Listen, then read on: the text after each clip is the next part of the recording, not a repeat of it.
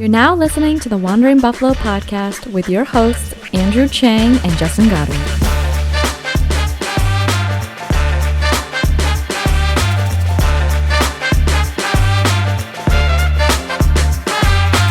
What's going on, Bills Mafia? I am your host, Andrew Chang, and you are now tuning in to another episode of the Wandering Buffalo podcast, a show here on the Buffalo FAMBase network, the originators of Bills Mafia. It's just going to be me today because Justin is working, and before we get into today's episode, happy Mother's Day. And in a way, that is kind of today's episode. Now, I know what you're thinking. You're probably thinking along the lines of, I thought this was a Bills podcast. How are we going to tie Mother's Day in with Buffalo Bills content? And I'm going to explain it to you right now. So, if you're listening to this podcast, chances are you listen to other Buffalo Bills content creators out there. And the hot thing that's happening right now is that everyone is putting out a draft grade. You know, A, B, winners, losers of the most recent 2022 draft. And in a way, it's so weird when it comes to making winners and losers and drafting grades, because I'm one of those people that I can't really get an opinion on how these picks will turn out unless I have some solid data points. AKA, I need more time. I got to see how they develop, because you could have all the talent in the world coming out of the NFL draft, but if you come into a situation where you're not set up to win, or that's not in place for future coming years, you're probably not going to be reaching your ceiling, e.g. Sam Darnold. So, today's episode is going to be about Mother's Day. Again, happy Mother's Day. If you haven't reached out to your mom or someone who fulfills that mother-like role for you, just reach out to them and say, hey, thanks for everything you do. I know I'll be doing that right after this podcast. But, just say, hey, thank you for everything you do. Give them a hug. And every day should be Mother's Day, not just tomorrow. Well, I guess if you're listening to this episode, it would be yesterday. But I'm recording on Saturday, so let's just pretend that you already said it. Anyways, I have pulled up some adjectives that are normally associated for mothers, and we are going to tie that in with this most recent NFL draft class that the Buffalo Bills have picked. So just to recap before we get into anything, and I'm just going to include the draft class, not the undrafted free agents. So in round 1, we got quarterback Kaiir Elam. Round 2, we got James Cook. Round 3, we got linebacker Terrell Bernard. Not round 5, because we had traded our 4th to move up to get Kaiir Elam. We got Khalil Shakir. Round 6, punter Matt Arizer, punt god. Our second and third 6th round pick, we got Christian Benford and Luke Tanetta. And then our 7th round pick, Balin Spector. So, the first adjective, the motherly adjective that I'm going to put out there, is blessed to describe this class. This is a group of young individuals that are truly blessed in this opportunity that they have in front of them. They have worked their tails off to get to the point where they're the top, 230 NFL player prospects coming into the NFL, that 32 other NFL teams looked at and were like, hey, I think this guy right here could possibly help our team out. And I'm willing to put in significant draft capital and fiscal resources to see them reach their potential. That is a leap of faith that they are taking on each of these individuals.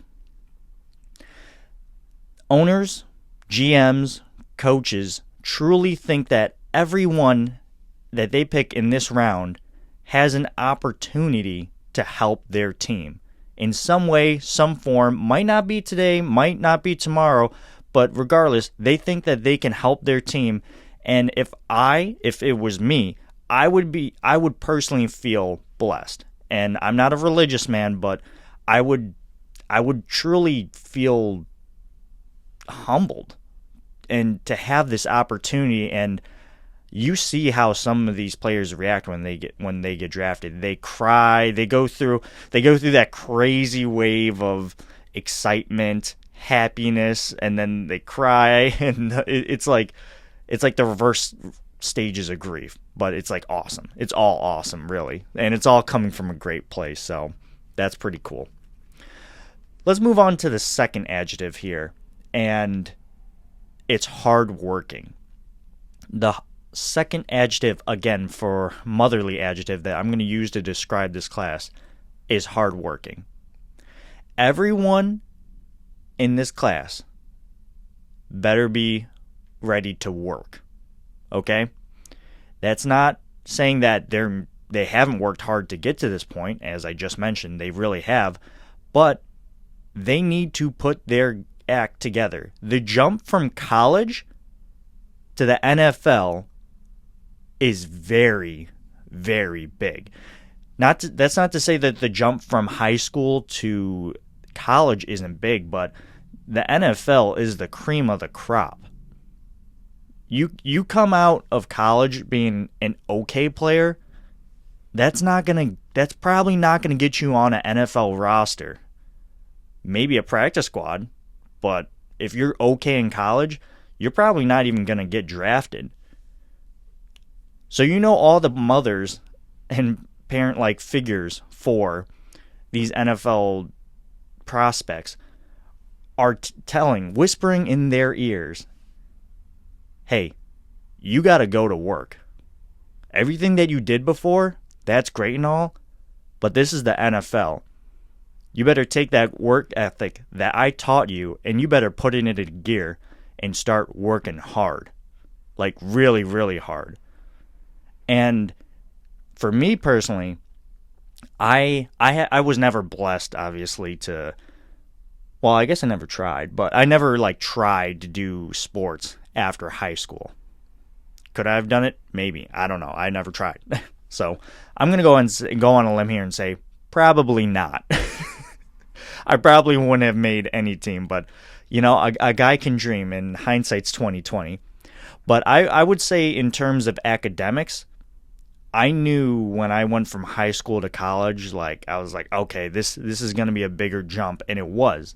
But then I went from college to graduate school, and the work itself was not only significantly harder, but my effort went through the roof because I knew that jump was there. And I'm a person of belief that athletically, that jump from college to NFL is probably somewhere in...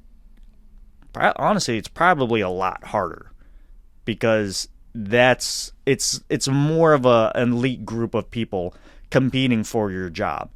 Yes, it's like a brotherhood of all these players coming together to play for one NFL team for one goal.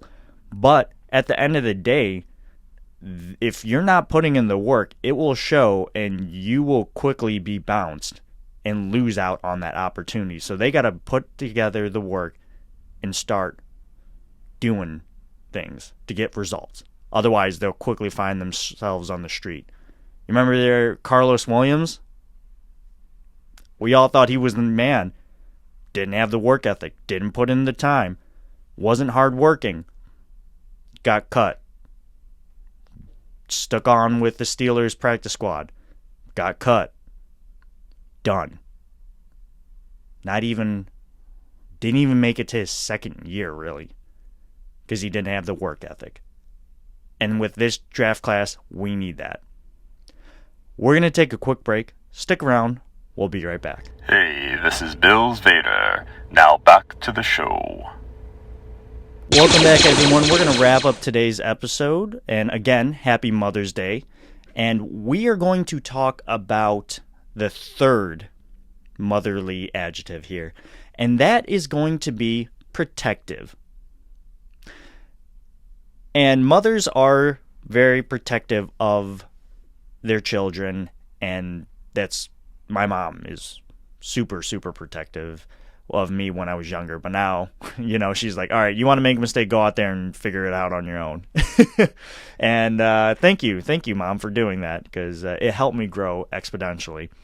But anyway, one thing that I know as Bills fans is that when we get these new NFL players through draft classes or acquisitions, whatever, new players in general, we're very protective of what we hear about those players.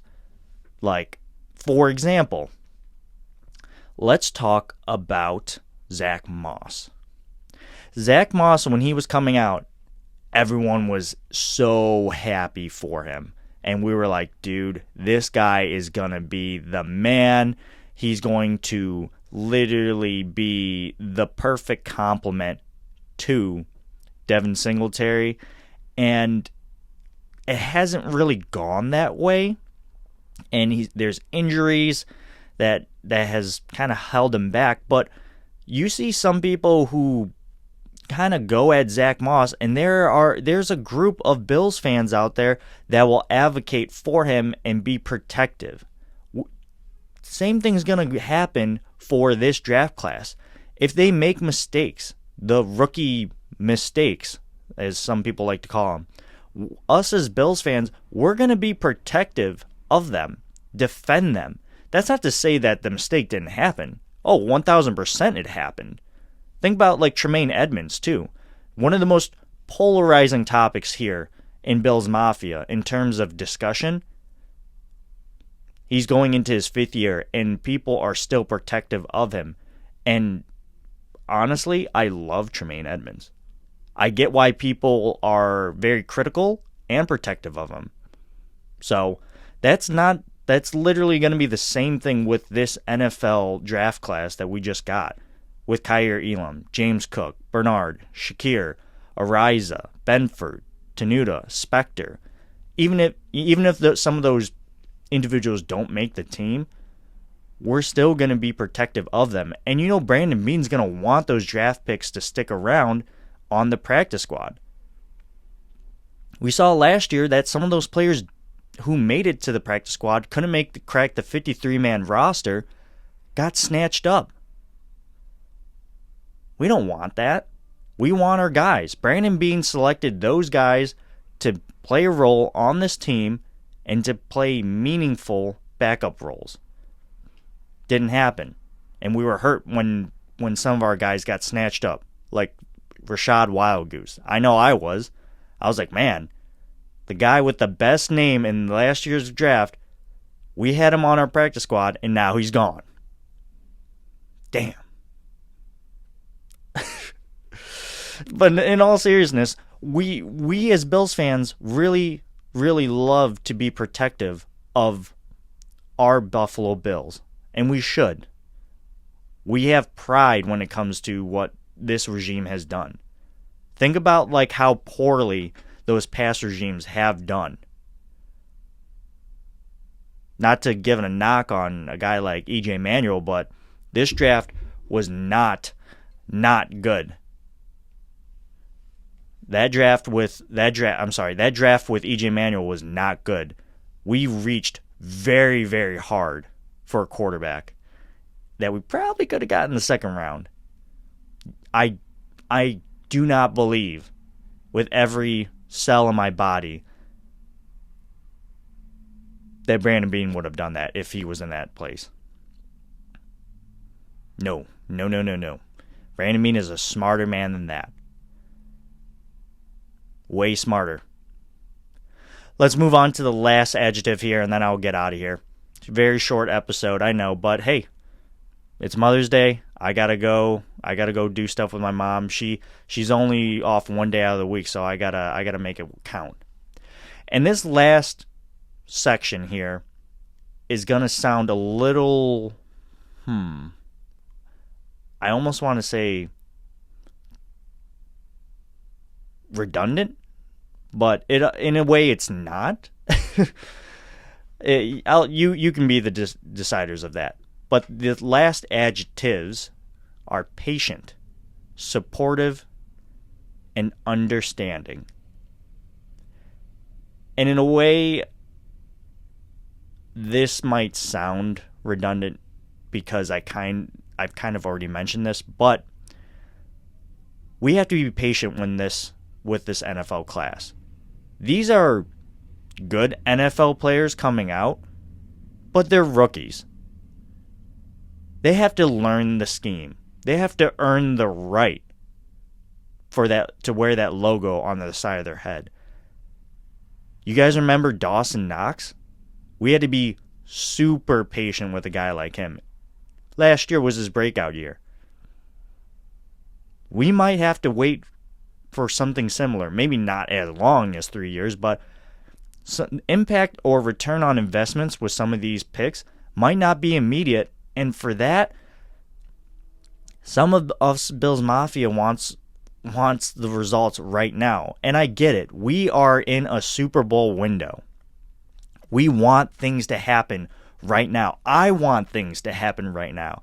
Nothing would make me more happier than to get on the 90 and watch a Super Bowl parade in downtown Buffalo.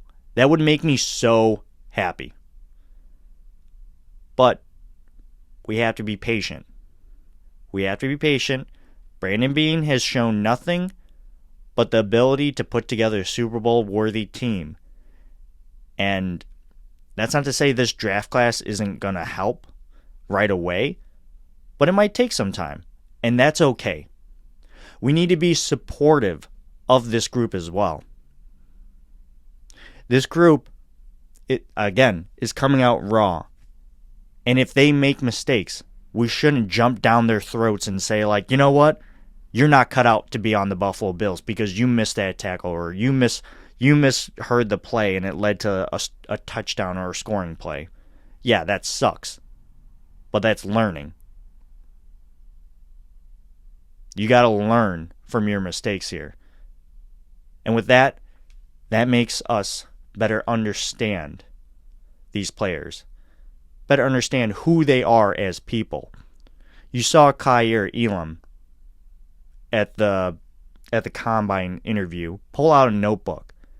You saw Brandon Beane and Sean McDermott's eyes and a little bit of a smile, if you will, come up from one of those two. And they already knew right away, like, oh, this guy is dialed up the right way. He is a good fit for this locker room. I love that.